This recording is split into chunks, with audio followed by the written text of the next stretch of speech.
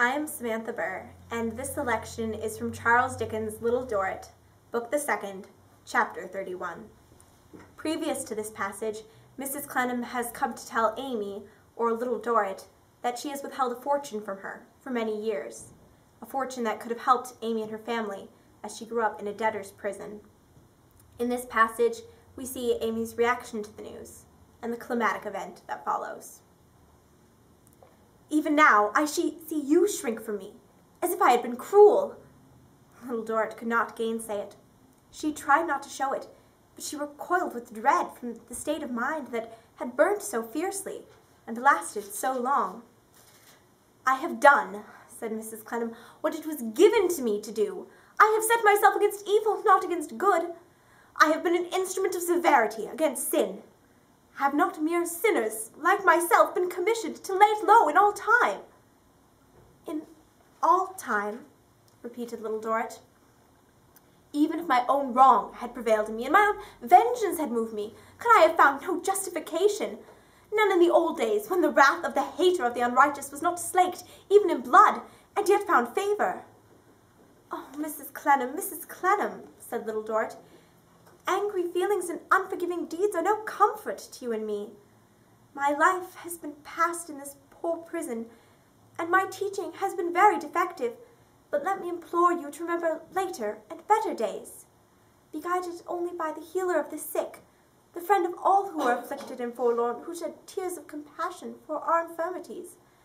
We cannot but be right if we put all the rest away and do everything in remembrance of him. There is no vengeance in his life, I am sure. There can be no confusion in following him." In the softened light of the window, she was not in stronger opposition to the black figure in the shade than the life and doctrine on which she rested were to that figure's history. It bent its head low again and said not a word. It remained thus until the first warning bell began to ring. "Hark!" said Mrs. Clennam, starting. "I said I had another petition. The man who brought you this packet and possesses these proofs is now waiting at my house to be bought off. He asks a large sum, more than I can get together to pay him without having time. He will make no abatement because his threat is that if he fails with me, he will come to you. Will you return with me and show him that you already know it?" Little Dorrit yielded willingly. They went out by another staircase and, coming into the front courtyard, now all quiet and deserted, gained the street. It was one of those summer evenings when there is no greater darkness than a long twilight. The vista of the street and bridge was clear to see, and the sky was serene and beautiful. The worry of the day had almost worried itself out, and few but themselves were hurried.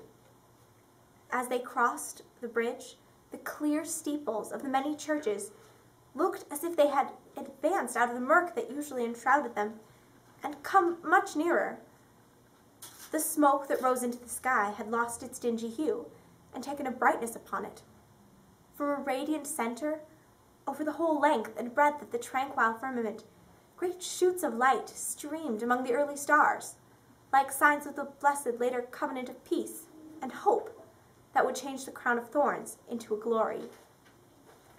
Mrs. Clennam hurried on at Little Dorrit's side.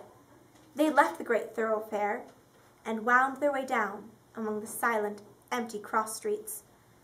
Their feet were at the gateway when there was a sudden noise like thunder. "What was that? Let us make haste in," cried Mrs. Clennam. They were in the gateway. Little Dorrit, with a piercing cry, held her back.